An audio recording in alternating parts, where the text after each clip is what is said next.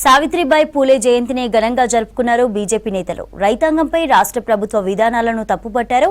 రైతుల హామీల అమలుకు జనవరి 2వ వారంలో రాష్ట్ర వ్యాప్తంగా నిరసన కార్యక్రమాలు చేపడుతున్నట్లుగా చెప్పారు.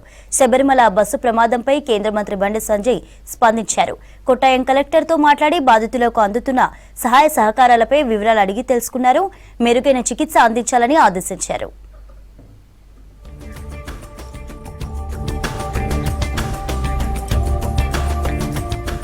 రాష్ట్రంలో పాలన అయోమయంగా ఉందని, రైతులు దయనీయ స్థితిలో ఉన్నారని ఆరోపించారు. కేంద్ర మంత్రి బీజేపీ రాష్ట్ర అధ్యక్షులు కిషన్ రెడ్డి అధికారంలోకి వచ్చి ఏడాదవుతున్నా వరంగల్ డిక్లరేషన్ అమలు చేయలేదని విమర్శించారు. 10 రకాల పంటలకు 500 రూపాయల బోనస్ ఏమైందని ప్రశ్నించారు. రైతు భరోసాకు అనేక కొర్రీలు పెడుతున్నారని ఫైర్ అయ్యారు కిషన్ రెడ్డి.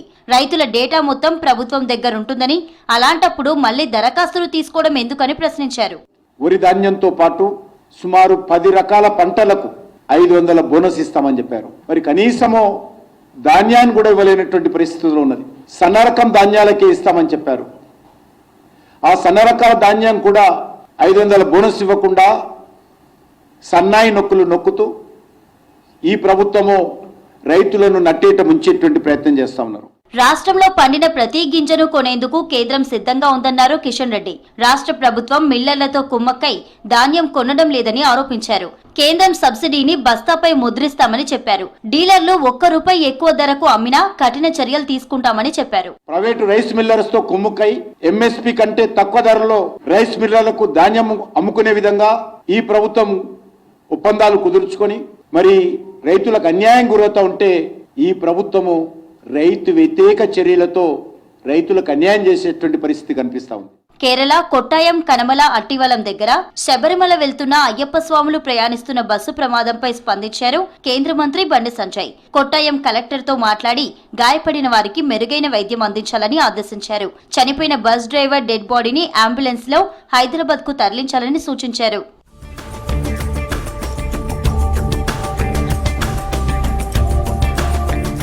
సావిత్రిబాయి పూలే ఆశయాలకు అనుగుణంగా ప్రధాని మోదీ మహిళలకు అన్ని రంగాల్లో ప్రాధాన్యత ఇస్తున్నారని తెలిపారు. రాజ్యసభ సభ్యులు లక్ష్మణ్ బీజేపీ కార్యకర్తలు పూలేను ఆదర్శంగా తీసుకోవాలని చెప్పారు. పార్టీ రాష్ట్ర కార్యాలయంలో సావిత్రిబాయి పూలే జయంతి సందర్భంగా ఆమె చిత్రపటానికి నివాళులర్పించారు లక్ష్మణ్. రాష్ట్ర ప్రభుత్వం 42% బీసీ రిజర్వేషన్లతో స్థానిక సంస్థల ఎన్నికలు జరపాలని డిమాండ్ చేశారు. బీసీల రాజ్యాధికారం కోసం పోరాడుతూనే ఉంటామని చెప్పారు లక్ష్మణ్.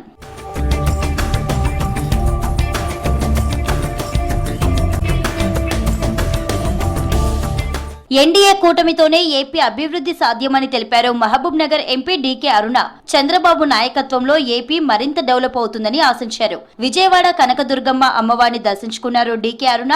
గతం కంటే ఇప్పుడు ఆలయం చాలా అభివృద్ధి చెందిందని చెప్పారు. ఇంద్రకీలాద్రిపై దుర్గమ్మ దయతో తెలుగు రాష్ట్రాల ప్రజలకు మంచి జరగాలన్నారు. ప్రతి ఒక్కరిపై అమ్మవారి ఆశీస్సులు ఉండాలని ఆకాంక్షించారు డీకే అరుణ. ఎన్డీఏలో ఉన్నటువంటి మన ముఖ్యమంత్రి చంద్రబాబు నాయుడు గారు, ఇక్కడ శాసనసభ్యులు జగన్ చౌదరి గారు ఈ రాష్ట్రం అభివృద్ధి కోసం వారు చేస్తున్నటువంటి కృషి ఫలించాలని, ఇరు రాష్ట్రాల్లో పెద్ద ఎత్తున అభివృద్ధి జరగాలని చెప్పి కోరుకుంటూ రైతుల హామీల అమలుకు జనవరి 2వ వారంలో నిరసన కార్యక్రమాలు చేపడతామన్నారు కేంద్ర మంత్రి కిషన్ రెడ్డి.